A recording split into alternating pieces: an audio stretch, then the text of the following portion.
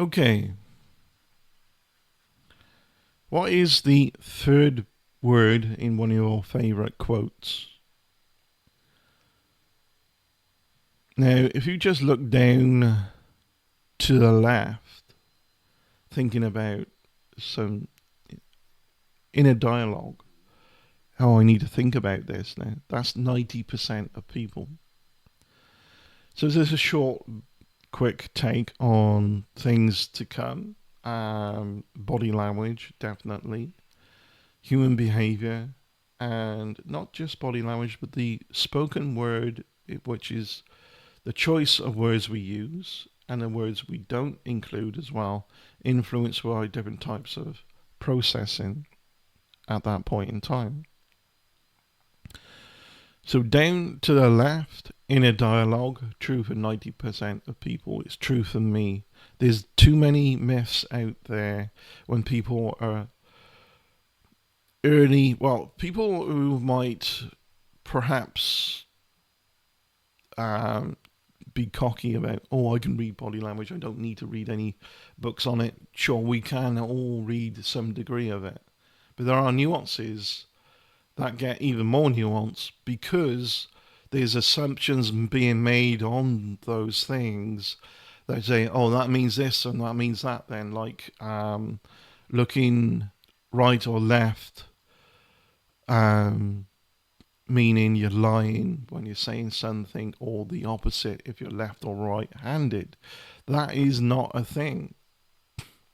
As I can speak to you from experience as a left hander, looking down to the left, it's true for me. So people were saying that those things are flipped, but it's in a dialogue down to the left, down to the right, more of your kinesthetic, your touch senses. Um, Up to the right, creating mental images. Maybe you, usually things are never seen before, but you use something that is seen, but you're changing it in some way. You're creating different ways to do this, and up to the left. Was it looking left? I think is sound up. I need to brush up on some of that. There's a diagram there. There's some variations on that. It's not immediately. It's not so defined like on a clock up 2 o'clock to the right and up. I don't know what 10 o'clock to the left. It's not so precise. There's variation. But, keep that in mind. 90% of people, according to Chase Hughes, and I read from experts, Chase Hughes is a fascinating individual, is very methodical about his work, and very humble, I think, in his realization that he's, and like we all are, we're just a slave to these human behaviors and cues and everything else as much as anybody else. Um, so, investigation. If somebody's actually an investigator and they need to ask things that could be a witness, or the witness could be part of something that happened, they need to discern. So they're asking out. Usually, especially if they're trained in human body language cues here and there, and proper training, they ask an open-ended question, or have the question more open-ended than closed, because to minimize stress of the person being asked. So, what happened last night? If you could say, rather than what did you do last night? What happened with yourself? A bit softer, on the softer edge of things. A bit. Uh, what happened last night is the easier, more open-ended, less stressful thing. So it's a less stressful question. Of course, the individual may still have signs of stress depending on what happened and what the investigators is trying to find out. But here's the thing: people eliminate pronouns from their scripts of made-up things on the spot because it is made up. It's a unconscious thing that is equals that result. And perhaps, semi-conscious thinking like, I don't want any part of this. I don't want to be found out or this or that. So I'm not going to include myself in it. So they won't. In the language they're using, the pronouns will be collapsed down and it will sound very robotic as well because it's on the spot scripting and they don't want to open it up too much because everything how the human brain works associates with other things. And I've heard people say, I don't think of just that person or just that thing is that thing, then this, then that. Yeah. And I've heard people say that as if they're the only one doing it. Everybody does that. Some people aren't even that aware they're doing it. If I said cat to you and your typical process and your mindset, your mental processing is you lean towards visuals quite a bit. You just saw, your brain just made up a cat image probably. Yeah. Dog, cat, best friend, whatever. What's your best friend look like? And you might think of the image of them, right? But you don't think of them just that. As soon as you think of that, you think of all these things associated with them, where you saw them even, and what's associated with that. So down to the left, self-dialogue.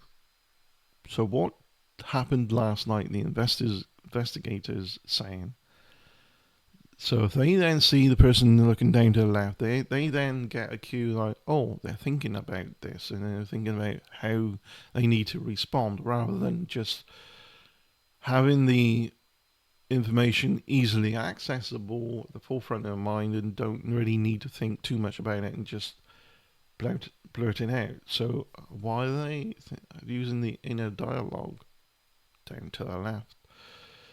So that's variable one. But there are no direct body language cues for human deception, but there are behaviors in line with context that can have the investigator saying, oh, that's a bit sus. So down to the left, thinking about this is maybe half a point of like, it's a little bit sus, but hardly anything yet. Then they look up, ready to speak, but the blink rate is increased. The investigators talk to them a bit before the question, and investigators will do this, particularly if they've got proper training, will talk to people for a while to discern people's baseline. And people's baseline is things like my baseline, the speed of one of my baselines, and you are multiple, the speed at which I blink. Right? How many blinks per minute, right?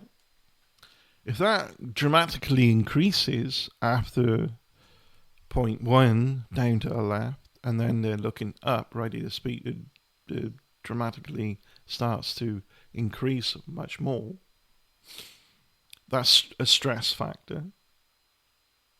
Focus is reduced blink rate.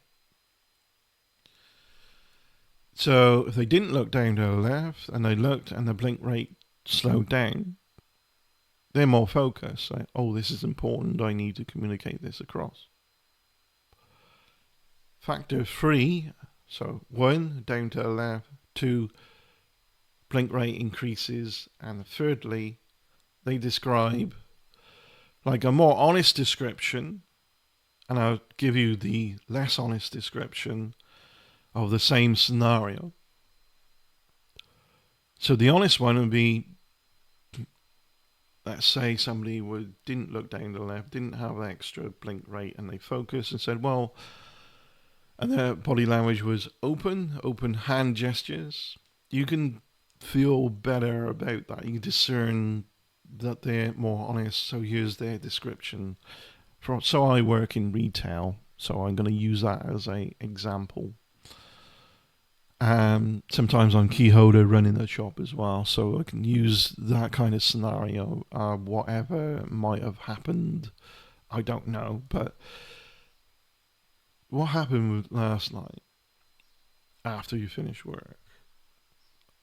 The investigators are asking because something disastrous or something that happened, which includes a need for an investigator. So perhaps I would say, if it was me, after shutting down the shop or just closing everything down, making sure the electrics are off, health and safety, and the doors are locked. I was a bit tired after everything that happened, and I thought, well, I'm not going to get myself food tonight, so I'm just going to go over the road and get a takeaway.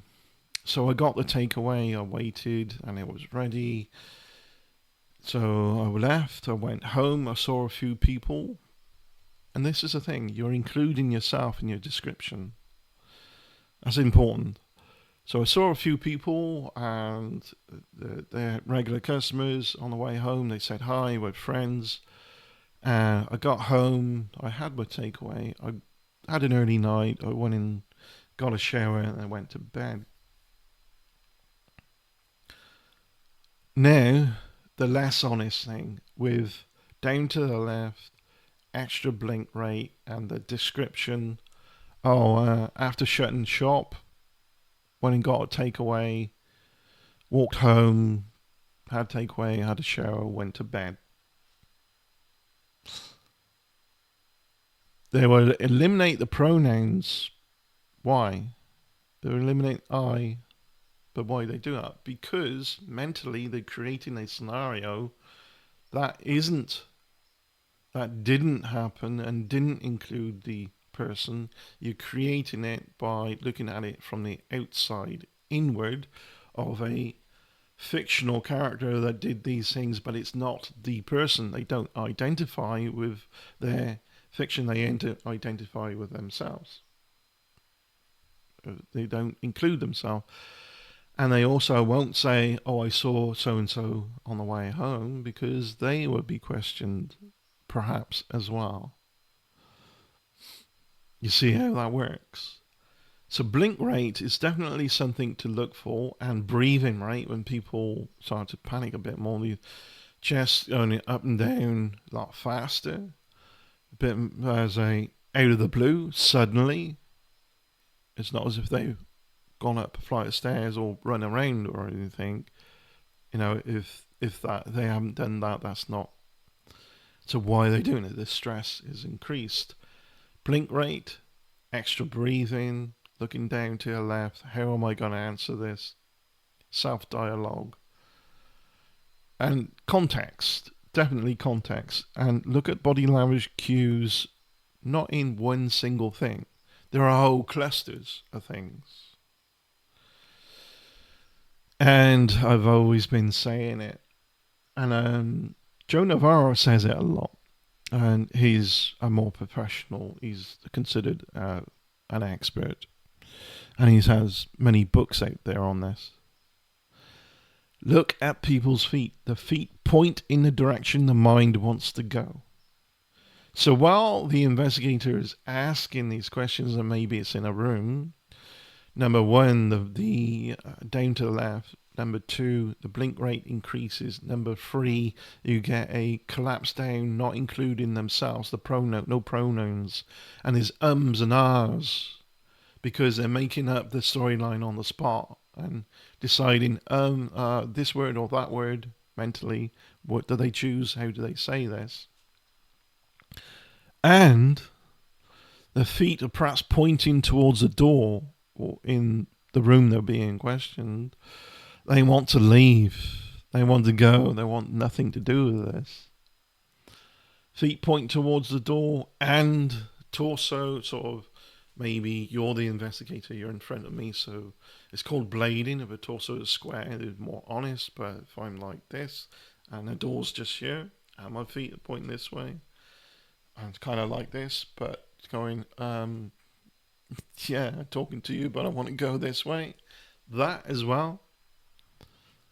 This is why body language is a real thing, because it is the first language that we understood as human beings. Because, one of our best senses, providing you don't have eye issues, is our eyes, eyesight. This is important to consider in many ways. This is important to think about. I got something not scrolling there. Hold on. Filters. Oh, it is, but it's not going very quick. There we go. I'll slow that down. A few tweaks here and there of the template I'm doing. So this was an introductory kind of video of there's a lot of nuances to body language, and people don't really... people who are making errors in trying to process it and understand it are making... the biggest error they make is not including the context. The context, as many people say, is everything. But also, you have to include the clusters of information, clusters of body language cues. For instance, if they was very open and honest with open hand gestures, our torso, our rib cage is here, the ribs, and we like to, as animals, we evolved from all fours to upright. When it was on all fours, all this was much more protected. But then as we evolved, our body language needed like some protection around our sensitive parts if we weren't being so honest, and fear of being found out, you needed to protect yourself from something that's not even primate yet, all the way up to cavemen and onwards. There's origins here as why we behave that particular way. This, subconsciously, you like to see the palms of people's hands. It shows more honesty, and you're not concealing a weapon. There's nothing here. Wasn't me, honest. See, that's why we do this. Or, I don't know. It wasn't me. I ain't got nothing. Look, that kind of thing. But the arms open away, you're revealing yourself. So if the investigator sees that body language open up, that's a good cue. If they see the blink rate reduce, that's a good thing, because it means extra focus. If they hear the language being used as they're including themselves in the scenario, that's another variable, that's a good thing. And if their feet are pointing towards them, that's another thing. If they're amicable, they're willing to cooperate, particularly if the torso is not over here, misaligned, it's aligned, that person's being more honest. So individually, each body language cue doesn't necessarily mean deception. Blink rate on its own increasing is stress. The torso moved means I want to be over here, not communicate with you directly here. The feet, I want to go over there, or perhaps here. I'm actually moving. You can't see my feet, but so powerful body language is I'm moving my feet in line with the description. If you really want to have it underlined a billion times how powerful body language is, look at somebody ringing somebody up on a deep conversation, something that needs some details in description. You can't see, you're ringing somebody up, not a video call, you're just ringing them up. They use all these body language cues as if the person can see them, but they know they can't. It's just a spoken word, and they do all these hand gestures and everything else. that is in line with their thought process. It's very automatic. They barely even know they're doing it. So one day I realized some of that is I was ringing up a family member, and at the time, we don't do it anymore, but Nextdoor was used if there was no answer here for a parcel to be delivered, they'd leave it outside the Nextdoor for us. And already I'm pointing, body language, and I was ringing up and I was doing this hand gestures, like ringing up saying, there's a parcel, because it was like an Amazon delivery, and you get alert and image. I saw the picture and I thought, that's outside Nextdoor's door, it's not ours. So I'm ringing up and I finally got them. It said, are you home? No.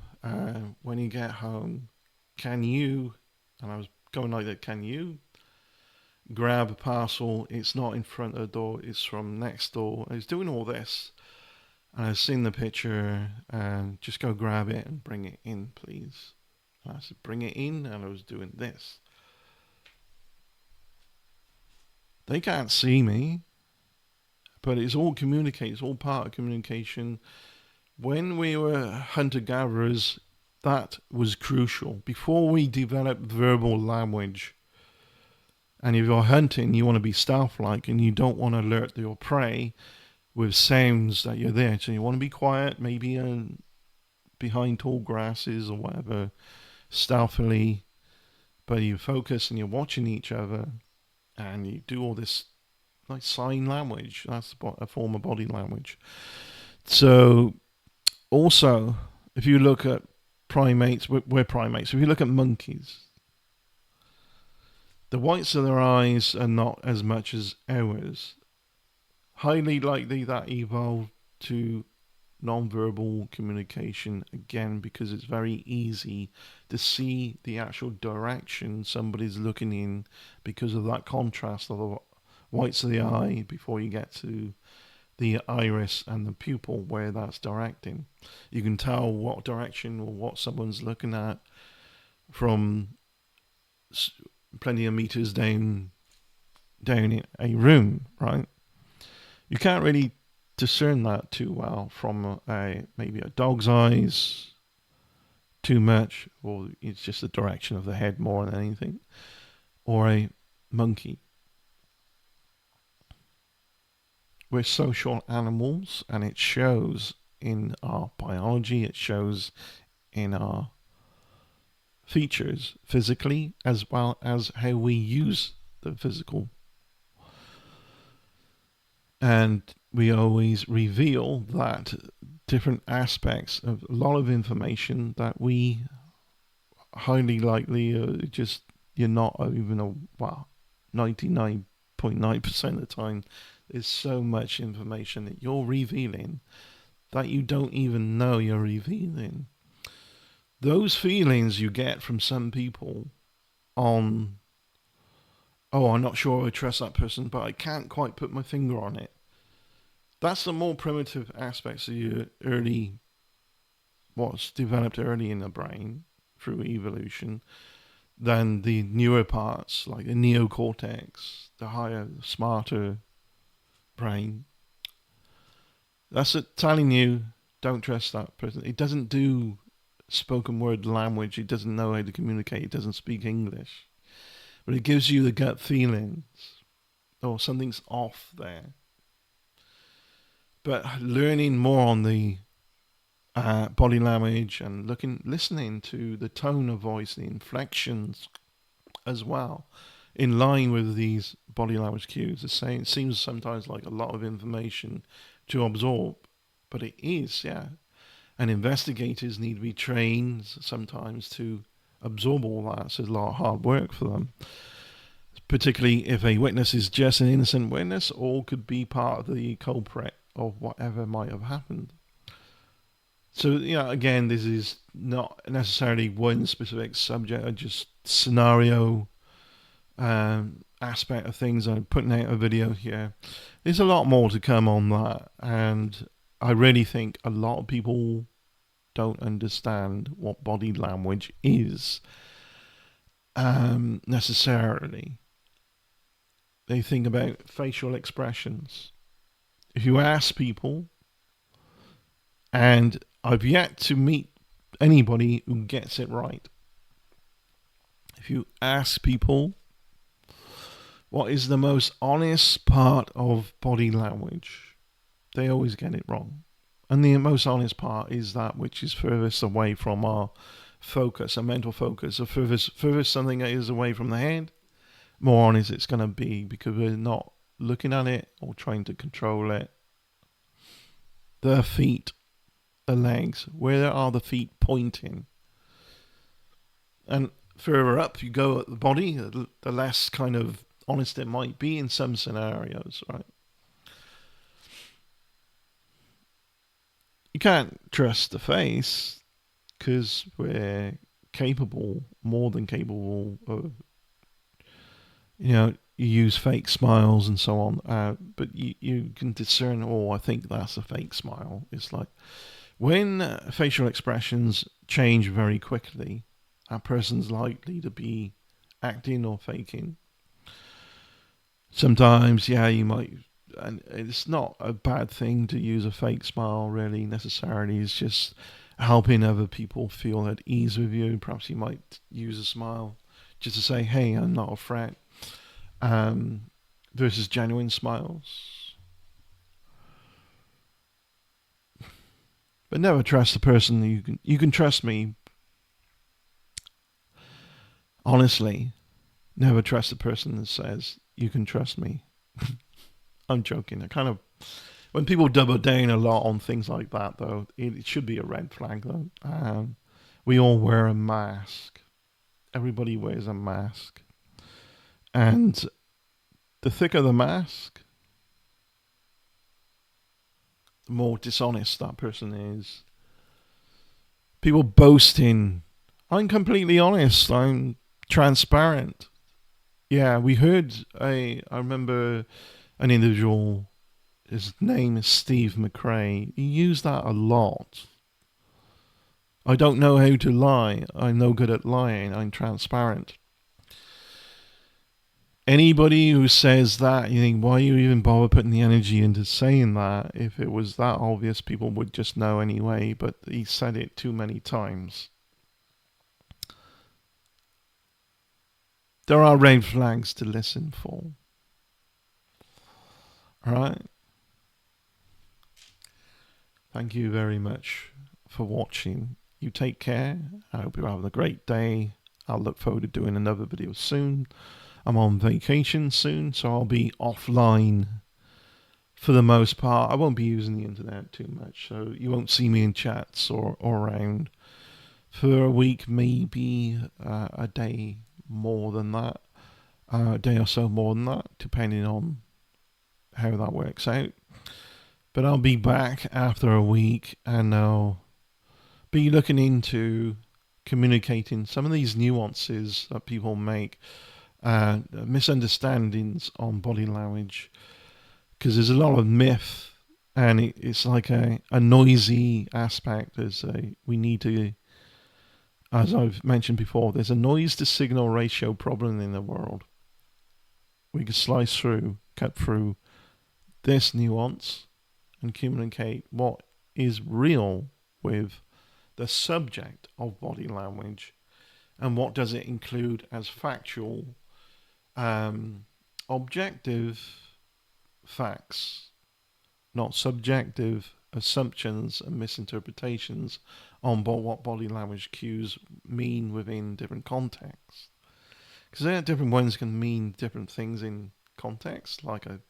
For instance, so all of that combination, the down to the left, the ums and ahs not including the person myself, the higher blink rate, the torso this way, each one of those can mean different things in different contexts because of, maybe it wasn't an investigator asking, maybe it's just somebody doesn't like So I'm not going to reveal too much to that person. I don't like that person. I'm not going to reveal what I did the other night to them. Why are they asking? Kind of thing. So this is why context is everything. And again, each individual body language thing, cue, each individual cue should be not looked at just on its own. What else is happening? What are the legs doing? What's the torso doing? What are the eyes doing?